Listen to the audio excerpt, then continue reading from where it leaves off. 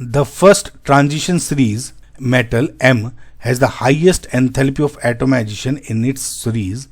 One of its equated ion Mn plus है ना exists in green color. The nature of the oxide formed by the above N plus ion is.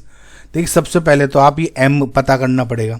अब first transition series के बारे में बात करिए यानी तो 3D सीरीज की बात करिए और उसमें हाईएस्ट एंथैल्पी ऑफ एटोमाइजेशन की बात करिए जिसका ऑर्डर ये होता है यानी enthalpy of atomization of 3D series ये ऑर्डर हो गया यानी इसका मैक्सिमम ओके और ये लीस्ट.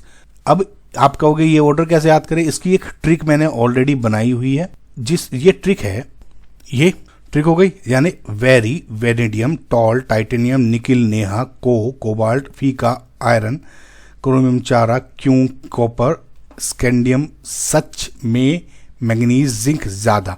और ये पसंद है मतलब ये सेंटेंस कंप्लीट करने के लिए समझ में आ गया. वेरी, टॉल, नेहा को, फीका, चारा, क्यों सच में ज्यादा पसंद है. अब इन्होंने कहा है कि highest enthalpy of atomization in it first transition series यानी ये तो पता लग गया कि मेटल यानी M जो है मेरा हो गया वेनेडियम. समझ में. अब देखिए इन्होंने कहा कि Mn ये ग्रीन कलर का होना चाहिए. देखो एज पर एनसीईआरटी भी है वेनेडियम के 3 आयंस दिए हुए उन्होंने V2 plus, V3 plus, V4 plus. जो V2 प्लस है इसका होता है वायलेट कलर, V3 प्लस का होता है ग्रीन और V+4 प्लस का होता है ब्लू.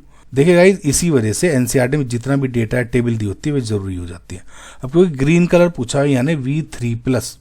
अब इसका है कि इसके ऑक्साइड की नेचर पूछी है यानी V2O3 की पूछी है. देखो अगेन इसमें एक ऑर्डर हो आपको बता देता हूँ.